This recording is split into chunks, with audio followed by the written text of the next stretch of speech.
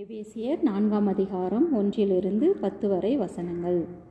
ஆதலால் கர்த்தர் நிமித்தம் கட்டுண்டவனாகிய நான் உங்களுக்கு சொல்லுகிற புத்தி என்னவெனில், நீங்கள் அழைக்கப்பட்ட அழைப்புக்கு பாத்திரவான்களாய் நடந்து மிகுந்த மனத்தாழ்மையும் சாந்தமும் நீடிய பொறுமையும் உடையவர்களாய் அன்பினால் ஒருவரை ஒருவர் தாங்கி சமாதான கட்டினால் ஆவியின் ஒருமையை காத்து கொள்வதற்கு ஜாக்கிரதையாயிருங்கள்.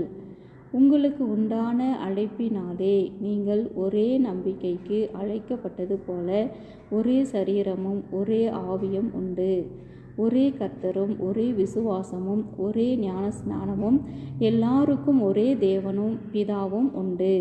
அவர் எல்லார் மேலும் எல்லாரோடும் உங்கள் எல்லாருக்குள்ளும் இருக்கிறவர். கிறிஸ்துவினுடைய ஈவின் அளவுக்கு தக்கதாக நம்மில் அவனவனுக்கு கிருபை அளிக்கப்பட்டிருக்கிறது.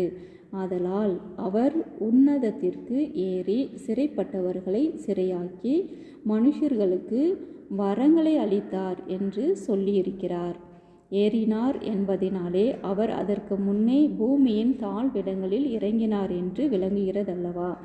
இறங்கினவரே எல்லாவற்றையும் நிரப்பத்தக்கதாக எல்லா வானங்களுக்கும் மேலாக உன்னதத்திற்கு ஏறினவருமாயிருக்கிறார்.